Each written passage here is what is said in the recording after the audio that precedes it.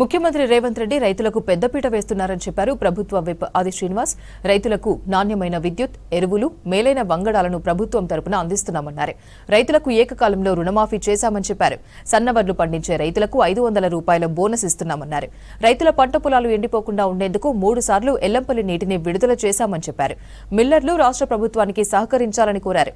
రాజన్న సిరిసిల్ల జిల్లా రుద్రంగి మండల కేంద్రంలో వరిధాన్యం కొనుగోలు కేంద్రాన్ని ప్రారంభించారు ప్రభుత్వ విప్ ఆది శ్రీనివాస్. ఈ కార్యక్రమంలో అడిషనల్ కలెక్టర్ నగేష్ పాల్గొన్నారు.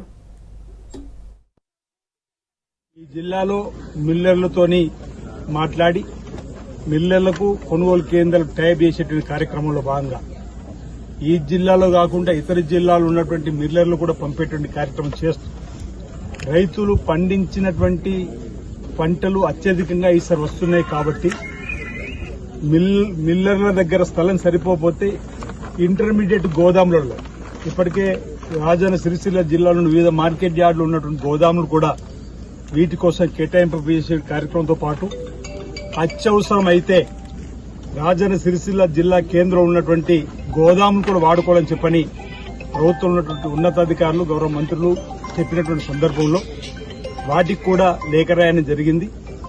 ఏ రైతు ఆందోళన చెందవలసినటువంటి అవసరం లేదని మాట సందర్భంగా చెప్తూ రైతులు పండించినటువంటి ఈ ధాన్యాన్ని ఈ ప్రభుత్వం ఈ మద్దతు ధర 2369 రూపాయలకు సంబంధించినటువంటిది ఇచ్చి కొనుగోలు చేసేటువంటి కార్యక్రమం ప్రారంభం అవుతుంది.